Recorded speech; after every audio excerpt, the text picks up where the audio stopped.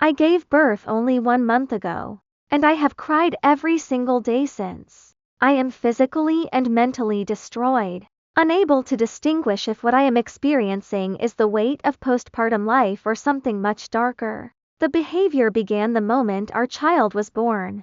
In the hospital, while I was shaking uncontrollably from the trauma of delivery, I begged my husband to help cover me. He stood over me and simply said, "No, I won't."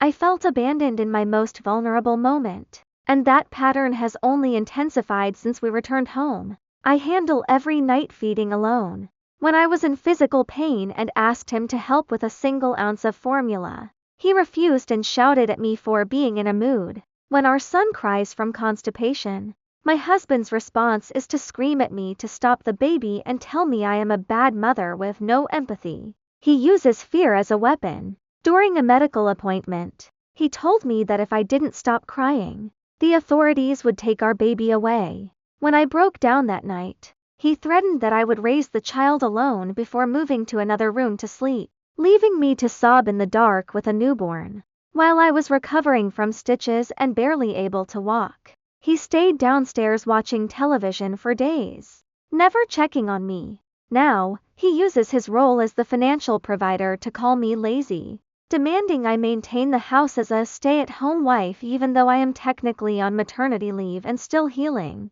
I see a clear, terrifying cycle. He becomes cold, harsh, and insulting. I shut down or cry. He avoids me or sleeps elsewhere. The next day, he blames work stress or money. He acts normal until the cycle repeats. If he does apologize, he demands instant forgiveness. If I am still hurt, he screams that I am childish. I have discovered that his ex-wife called the police on him multiple times for psychological abuse. He claimed she was lying. But I am now seeing those exact patterns. I do not recognize myself. I am exhausted, scared to speak, and I do not feel emotionally safe. I feel empty.